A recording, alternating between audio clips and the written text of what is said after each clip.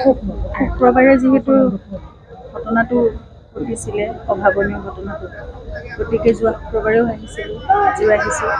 আৰু মোৰ যেতিয়াই কিবা ক'বলগীয়া থাকে, তেওঁৰ লগত মোৰ আলোচনা কৰিবলগীয়া থাকে, মই সদায়, কাৰণ মোকতো সদায় তেওঁৱে আগবঢ়াই নিব লাগিব। গতিকে মোৰ প্ৰাৰ্থনা, মোৰ সকলো কথা, মোৰ মনৰ কথা, মোৰ শক্তিৰ কাৰণে, মোৰ সাহসৰ কাৰণে, প্ৰতিটো কথাৰ কাৰণে মই তেওঁৰ ওচৰলৈকেতো আহিব লাগিব। গতিকে মই আহি থাকিম।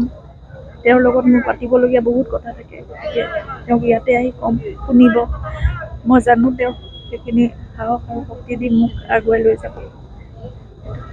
প্ৰাৰ্থনা সদায় যাতে সকলোৱে তেখেতৰ প্ৰতি প্ৰাৰ্থনা ৰাখে, মোৰ প্ৰতি আশীৰ্বাদ ৰাখে, আৰু যিমানবোৰ কৰণীয় আছে বা তেওঁ হয়তো আমাৰ সকলোৰে ওপৰত এটা বিশ্বাস ৰাখি তেওঁ নিজৰখিনি কৰ্তব্যখিনি কৰিলে।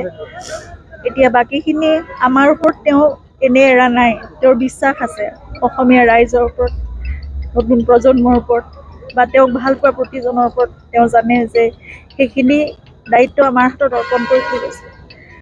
আমি সকলোৱে একেলগে হাতত ধৰি সেইখিনি কৰি যাব লাগিব।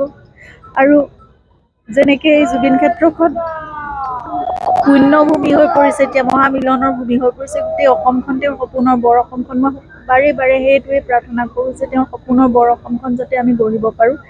এতিয়া সকলো বিশ্বাস, সকলো আস্থাৰে তেওঁ আমাৰ হাতত সেইখিনি দায়িত্ব অৰ্পণ কৰিছে। গতিকে সেইখন বৰ অসম আমি উপহাৰ দিয়াটোৱে আটাইতকৈ জুবিনৰ কাৰণে, মই ভাবোঁ সেয়াই ডাঙৰ উপহাৰ হ'ব, আৰু সেয়াই জুবিনৰ সপোনৰ অসমখন হ'ব। গতিকে আমি একেলগে ওলাই আহিম, সকলো একেলগে কাম কৰিম, সকলো ভাল পোৱা তেওঁৰ যিমানখিনি আদৰ্শ আছিলে, বা তেওঁ যিমানখিনি সমাজৰ কাৰণে, আমাৰ জাতিটোৰ কাৰণে, সংস্কৃতিৰ কাৰণে সকলো কৰিব বিচাৰিছিল, সেই সকলোবোৰ কাম আমি একেলগে কৰিম। এতিয়া সেইখিনিয়ে মই ৰাইজৰ পৰা সদায় সহযোগিতা, আশীৰ্বাদ আৰু সহায় বিচাৰোঁ। আৰু মই জানো আপোনালোক সদায় একেলগ হৈ থাকিব, আৰু আমি এইবোৰ কাম আমি একেলগে কৰি যাব পাৰিম।